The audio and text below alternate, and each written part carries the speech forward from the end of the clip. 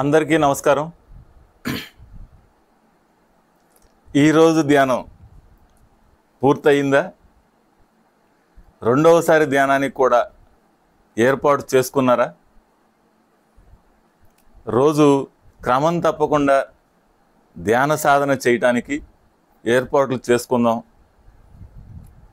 ధ్యానంలో ఒక్కొక్క అడుగు వేసుకుంటూ ముందుకెళ్ళే ప్రయత్నం చేద్దాం.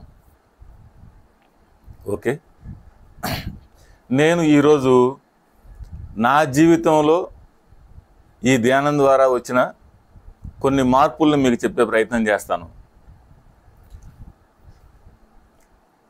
నేను ఈ ధ్యానం మొదలుపెట్టిన దగ్గర నుంచి ధ్యానాన్ని ధ్యానంగా మాత్రమే చేస్తూ వచ్చాను, కానీ ఎప్పుడు కూడా ఈ ధ్యానం ద్వారా నాకు డబ్బులు కావాలని, లేకపోతే ఇంకేదన్నా కావాలని కానీ కోరికలు యాడ్ చేసి ధ్యానం చేయలేదు.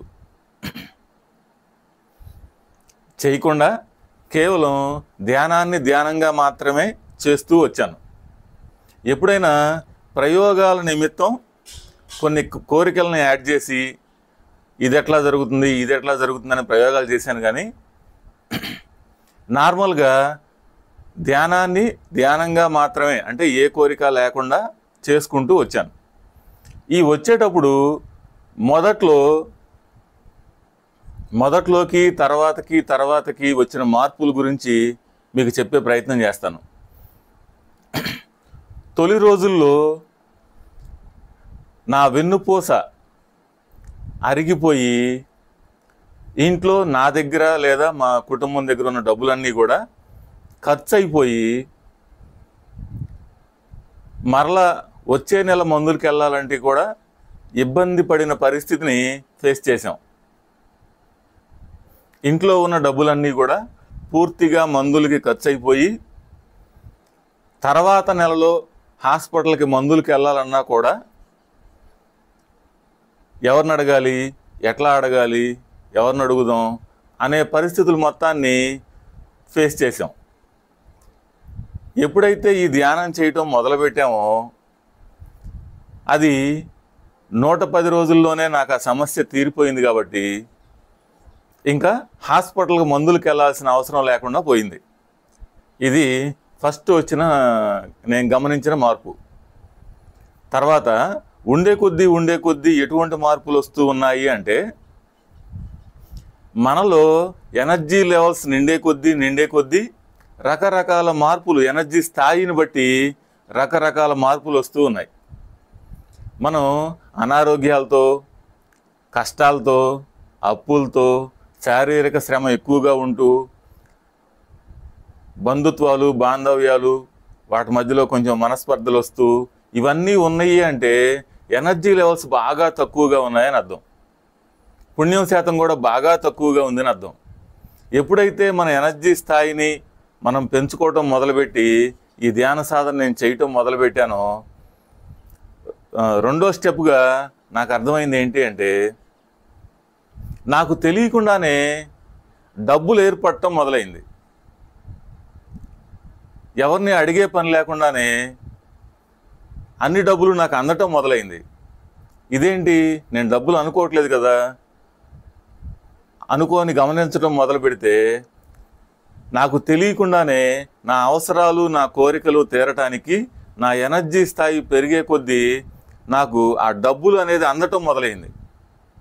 అంతకుముందు అడిగితే అందేవి, అంతకుముందు అడిగినా కూడా ఒక్కొక్కసారి అందే పరిస్థితి ఉండేది కాదు. ఎనర్జీ స్థాయి మారే కొద్దీ నేను అడగకుండానే, నాకు తెలియకుండానే నా అవసరానికి కావలసిన డబ్బులు అనేది అందటం మొదలైంది.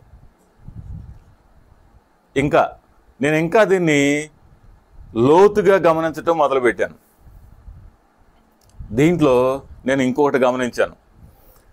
నా పుణ్యం లేకుండా నా ఎనర్జీ స్థాయి ఒక రకంగా పెరిగినప్పుడు నాకు అందే డబ్బులన్నీ కూడా అప్పులుగా అందుతూ వచ్చినాయి. బాగా అర్థం చేసుకోండి, డబ్బులు అందటం అంటే రెండు రకాలు ఉంటాయి. సంపాదన రూపంలో రావటం లేదా అప్పుగా అందటం. ఫస్ట్లోనేమో అప్పు కోసమైనా అందటం కూడా కష్టంగా ఉండేది. రెండవసారి నుంచి నా ఎనర్జీ లెవెల్స్ పెరిగే కొద్దీ అప్పుగా అందటం పెరిగింది. నా ఏ అవసరం ఉంది అనుకుంటే 4 రోజుల్లో అవసరం ఉంటుంది అనుకుంటే అవి ముందుగానే నాకు అంది రెడీగా ఉండే డబ్బులు. నా ఎనర్జీ లెవెల్స్ ఇంకా ఇంకా సాధన చేస్తూ ఇంకా పెరిగే కొద్దీ ఈ పెరిగిన తర్వాత ఇప్పుడు పరిస్థితి ఏంటంటే అప్పులు లేకుండా డబ్బులు అందుతూ ఉన్నాయి, ఆదాయం వస్తూ ఉంది. అంతకుముందు డబ్బులు అందినాయి, అప్పుగా అందినాయి.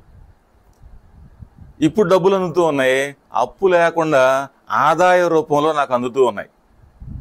బాగా అర్థం చేసుకోండి, డబ్బులు అందటం ఒక్కటే పాయింట్ కాదు, అది అప్పు కూడా అవ్వకూడదు. మన ఎనర్జీ లెవెల్స్ స్థాయి పెరిగే కొద్దీ, మనం పెంచుకునే కొద్దీ తెలియకుండానే మన దగ్గరికి ఆ ధన సంపదలు, సర్వసంపదలు అన్నీ కూడా చేరటం మొదలవుతుంది. నేను ప్రజెంటు అప్పు చేయకుండా నా దగ్గరికి ధన సంపదలు వస్తూ ఉన్నాయి ఆదాయ మార్గంలో. మరి ఇదే డబ్బులు అంతకుముందు అందినవి, కానీ అప్పులుగా అందినాయి. ఎంత తేడా ఉందో చూడండి. ఎనర్జీ స్థాయిని పెంచుకోవడానికి ధ్యానం ఒక్కటే మార్గం. మరి ఈ ధ్యానాన్ని ఊరికే ధ్యానం చేస్తే సరిపోతుందా అంటే సరిపోదు. వచ్చిన ఎనర్జీని మనం సేవ్ చేసుకోవాలి, స్టోరేజీ పెంచుకోవాలి. అనవసరమైన విషయాలన్నీ మాట్లాడుతూ, అందరి జీవితాల్లో వేలు పెడుతూ, ప్రతి ఒక్కళ్ళ దాంట్లో కూడా మనం వెళ్ళి కదిలిచ్చి మాట్లాడి దాని గురించి డిస్కషన్ చేస్తూ ఉంటే తెలియకుండానే కరెంటు స్తంభాల మీద తగిలిచ్చిన తీగల్లాగా, తీగల్లో నుంచి కరెంట్ వెళ్ళిపోయినట్టు, మీటర్ ఉండదు, రీడింగ్ ఉండదు, ఎవరు తీసుకుంటున్నారో తెలియదు, కానీ కరెంటు మాత్రం వెళ్ళిపోతుంది. అట్లానే మనం అందరి విషయాల గురించి చర్చించటం మొదలుపెట్టేసి వాళ్ళ దాంట్లో వేలు పెడుతూ ఉంటే మన లోపల ఉన్న ఎనర్జీ, ఆ 3 గంటలు 4 గంటలు చేసిన తాలూకు వచ్చిన ఎనర్జీ అంతా కూడా ఆ కరెంటు తీగల మీద తగిలించిన వైరుల్లాగా వెళ్ళిపోయినట్టు మన ఎనర్జీ కూడా ఆ విషయాలకు వెళ్ళిపోతూ ఉంటుంది. పేరుకి అనుకుంటూ ఉంటాం, నేను 4 గంటలు ధ్యానం చేశాను, నేను 3 గంటలు ధ్యానం చేశాను అని చెప్పని ఆ గంటల లెక్కను ఫీల్ అవుతూ ఉంటాం. కానీ స్టోరేజీ మాత్రం ఉండదు. ఆ స్టోరేజీ లేనప్పుడు వీళ్ళకి వచ్చే ఫలితాల్లో అప్పులుగా మాత్రమే అందుతూ ఉంటాయి. అట్లా కాకుండా ఆ ఎనర్జీని నిల్వ పెంచుకునే సామర్థ్యాన్ని కనుక పెంచుకుంటే అప్పులు కాకుండా ఆదాయం వచ్చే మార్గాలు పెరుగుతాయి. అదేంటి, ధ్యానాన్ని ధ్యానంగా చేయాలి. కానీ ఇవన్నీ ఏంటంటే ఇవి మీకు తెలియకుండానే మీ జీవితాల్లో మార్పులు వస్తాయి. ఇక్కడ నేను నిశితంగా గమనించాను కాబట్టి అంతకుముందు ఎట్లా ఉంది, అందకుండా ఉన్నాయి, తర్వాత అందినవి కానీ అప్పులుగా అందినవి, 3వ స్టేజ్లో అందినవి కానీ ఆదాయంగా అందినవి. నేను ఇవన్నీ గమనిస్తే నాకు అర్థమైంది. గమనించకపోతే ఇవి కూడా అందుతూ ఉన్నాయి ఒకటే తెలుస్తుంది, కానీ మన అవసరాలు తీరుతూ ఉన్నాయని తెలుస్తుంది, కానీ లోతైన విషయం తెలియదు. ఇది జాగ్రత్తగా గమనించండి. మీ జీవితాల్లో కూడా అప్పులుగా అందుతున్నాయా, ఆదాయ మార్గంగా అందుతున్నాయా? అప్పులుగా అందుతూ ఉంటే మీ ఎనర్జీ ఎక్కడో లాస్ అవుతుంది, వేస్ట్ అవుతుంది చూసుకొని, అది ఎట్లా ఖర్చు అయిపోతుందో చూసుకొని ఆ వేస్ట్ అవ్వకుండా సరి చేసుకునే ప్రక్రియను పెంచుకుంటే మీ సాధన ద్వారా వచ్చే ఎనర్జీని మీ లోపల నిండే స్థాయిని కనుక పెంచుకుంటే జీవితం అద్భుతంగా ఉంటుంది. దీన్ని గమనించండి, చెక్ చేయండి. మీ జీవితాల్లో కూడా ఎక్కడెక్కడ లాస్ అవుతుందో చూసుకొని బయటికి వెళ్ళిపోయే లీకేజీ పాయింట్లని సరి చేసుకొని మీ ఎనర్జీ స్థాయిని పెంచుకుంటే మీ జీవితాల్లో కూడా సుఖం, సంతోషం, ఆనందం అనేవి తెలియకుండా ఆటోమేటిక్గా వచ్చి కూర్చుంటాయి. ఏ ప్రయత్నం అవసరం లేదు. మీ ఎనర్జీ స్థాయి పెరిగే కొద్దీ తెలియకుండా అవే వచ్చి కూర్చుంటాయి. Okay, thank you.